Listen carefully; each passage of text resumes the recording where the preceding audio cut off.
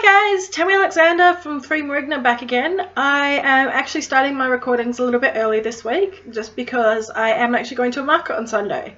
So if anybody's around the Rollystone area for their Twilight Market, drop on in. I am doing consultations, I'm meeting people, I have my books there. So yeah, drop in, it's fun. So this week I am actually going to be covering a couple of different things. I am going to be covering the crystals of the libido, as well as, ironically enough, I have been asked to do crystal pronunciation. This is a complete irony because obviously I have my own speech impediment. It's been a lifelong thing for me, so we'll see how it comes out, but I will endeavour my best to communicate to crystal pronunciation. Also, I am going to cover the subject of dark workers, which actually kind of leads me into it. Subtle. Okay, so dark workers. I'm sure you're all sitting there going, she made that shit up. And it's a little bit, yeah. So what happened is that when I was kind of doing this whole journey of going into being a healer and things like that, I was introduced to the whole concept of the light workers, the Reiki healers, everything like that. And everywhere, like there's groups on Facebook, everything dedicated to light workers. But it didn't feel right to me. I have never been a light person. I've worked with the dead. I'm a medium. I work with a lot of bones. I used to do a lot of bone artwork.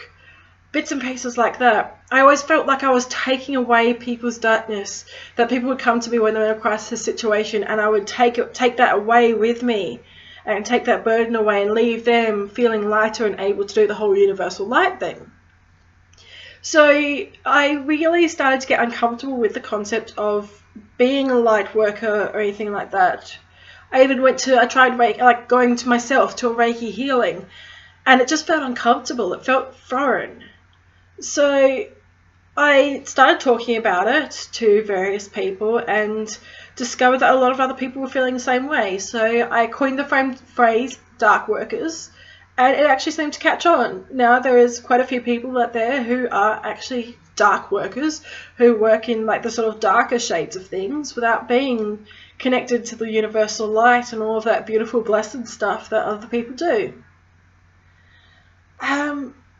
So yeah, if you feel that you are the same or anything like that, if you feel that that's an experience that you want to talk about or anything, feel absolutely free to message me. I have an email address, that's great. Otherwise on the 3 Marigna group on Facebook. I will include all the contact details actually in the comments so you all can just copy and paste. Makes life a lot easier, I know. Also, if you have any experience of shadow people, or want to share a story or anything like that, I would love to hear from you as well. As I alluded to in my last video, I actually have made a lifelong study of shadow people and spent my life trying to sort of unravel the mysteries of them. And that's it. On to crystals of the libido. So I know this is an awkward thing for a lot of people. A lot of people find just the word kind of squicks them out. Anything to do with sex, the libido, anything like that. It's a bit of a scary thing. Luckily, so many people are coming forward now. Otherwise, people actually just tend to message me in private, quietly, things like that. Well, now you can just watch a video quietly in your own time. And you don't have to contact anybody or feel awkward. You can just message me and be like, yo, I want these crystals. Oh, really? Anyway, so I know myself that I have had a lot of problems with libido. I have been on antidepressants for a very long time. I've also been on painkillers for a very long time. That whole combination tends to squash the living crap out of any sexuality you may have. So I did look for a lot of other solutions. Luckily, crystals has a solution for that. So, starting off with one of my absolute favourites. This is the crystal that did actually get me out of bed, up and moving, everything like that when I was at my worst. This is garnet. Sexy, sexy garnet. Now, garnet is, of course, a red crystal. It's also a very bloody red crystal. So it's all about lifeblood and strength and passion and power. Obviously, that's the kind of thing that you want to be having in your sex life. Garnet is the very sort of, it's like a meaty crystal. I'm a vegetarian, so I'm just imagining here, but I imagine that's what the red meat whole thing is like, you know, very meaty and passionate, and you get your claws into it. That's garnet. Garnet has all of that power sort of thing. That it has that energy that it's trying to convey.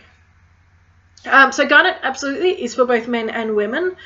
It's often been said to be a fairly masculine stone, but that kind of shit doesn't fly with me. I think it's both masculine and feminine. I think it's just a very powerful and strong stone. It doesn't really do subtle that well.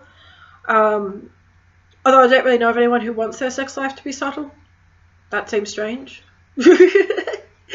Anyway, so moving on to the next one, I have carnelian. Now this is much more of a female-based stone, being the blood of Isis and everything like that. It's actually one of very bold women. It's one that's for the strength of women and everything like that. As a result, it also helps with female libido, especially if you tend to get very shy in the bedroom and things aren't progressing just because you can't really express yourself or you don't feel confident enough to make the moves. Carnelian can actually really help out in that situation.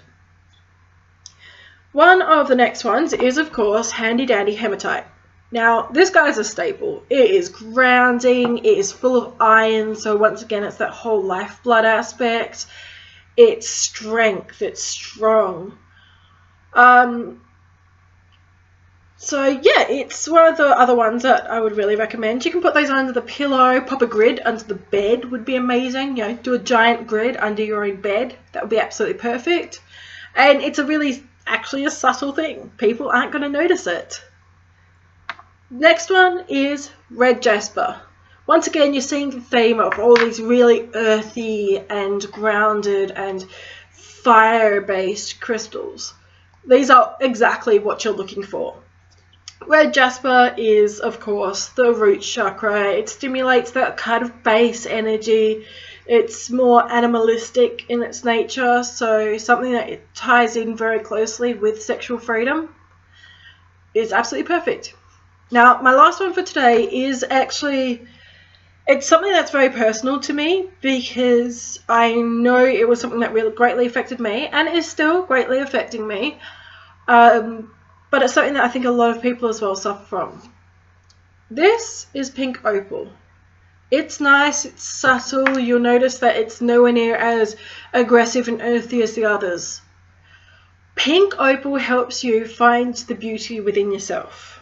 I know a lot of people, myself included, have a lot of trouble with feeling beautiful, with feeling attractive. And pink opal actually allows you to look within yourself and find it. It helps you to find just what appeals to other people about you. Now, opal has always been like a stone of beauty, and for a long time it was thought to actually make you more beautiful. However, in more recent times it's become to sort of be understood as a stone that actually helps you to understand your own self-value and the beauty within yourself, and as a result you feel more confident to express yourself, which actually makes you a more beautiful person. By being more open and present, you are becoming more beautiful. Hopefully that's my PSA for the day. Find your own beauty and automatically your sex life and sexual nature will improve. It's a hard thing to think about. I recently gained quite a bit of weight and that was actually really getting me down. I'm now working to get it off again, but I was really depressed and I didn't want to be touched, didn't want to have anybody touch me because I thought I was ugly. So yeah, really work on that side of things as well, because as the saying goes, as Mama RuPaul says, if you can't love yourself, how the hell are you going to love anybody else?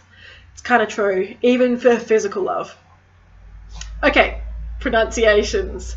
So this was a question that was posed to me by one of my absolutely awesome people that I know, Chris. Thank you, Chris. I have to do a list of pronunciations. As I mentioned, I have a speech impediment. I am also ridiculously Australian, so we will see how my accent and my speech stuff goes. Okay. baby girl. Okay, first of all, this one, if you all have recognised it, I did actually cover it last week. That is chiastolite. Now, a lot of people are tempted to say chiastolite because the start looks like chia seeds. What the actual etymology of the word is the Greek word for chiasma. Now, a chiasma is a crossing of some kind. You actually have like the optic chiasma in the brain, well, kind of just out of the brain, but it connects the eyeballs to the brain, so I'm not going to be too pedantic, which means the crossing over of the optic nerves. So the actual origin of the word is chiasma. So chiasm, chiasma, chiastolite. I hope that works. Anyway, next up is, I only have a pendant left of this, and it's reflecting really badly, so I'm really sorry. Now that is sugilite. Sugilite is also pronounced sugarlite, sugilite, things like that. However, it was actually originally discovered by a Japanese man called Sugi. Thus, it's named after him being sugilite. Next is labradorite. Now, the real temptation with this one is to call it labradorite. It is actually discovered in Labrador, so I don't know. I just know that the currently most accepted usage is labradorite. Could be because I'm American. I am very close friends with an American who calls it labradorite.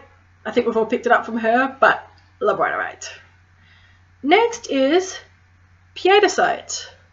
Now, everyone's tempted to call it petersite, which, while being not wrong, my Dutch mother would kill me because it's actually P-I-E-T-E-R. So we have in Holland Zwarte Piet. It's Zwarte Piet is the dude who helps Santa. Well, kind of. He's the little guy. He goes, "There's your coal if you fuck up for the year."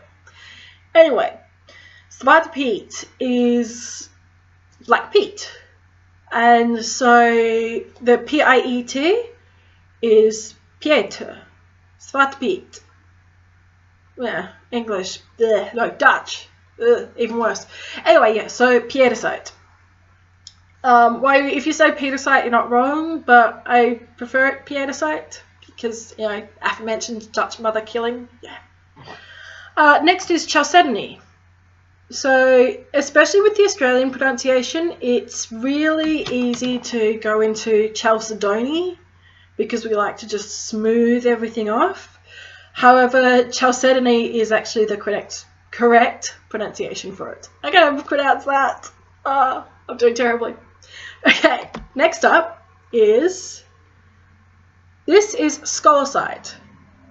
So scholasite comes from India. It's in with all of the zeolites and bits and pieces like that. This is actually really awesome. It's got a giant chunk of calcite growing off the side. But yes, scholasite.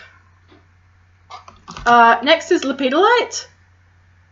Once again, temptation is to say lepidolite. But the word isn't actually formed that way. Like, if you actually look at the spelling, L-E-P-I-D, it's lepidolite.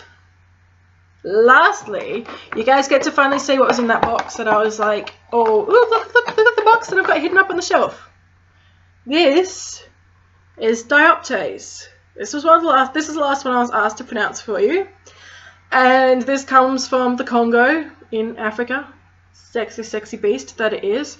This is actually one of my main ones that I really got and gifted to myself. I adore it. So yes, that is dioptase. And now I feel like I've done a complete kids show. I really feel awkward. So I shall end it there. Once again, if you want to contact me in any way, I will include that in the comments. Just let me know your thoughts, feelings, bits and pieces like that. Have a go at my terrible pronunciations if you like. Thank you all for listening, and I'll talk to you next week.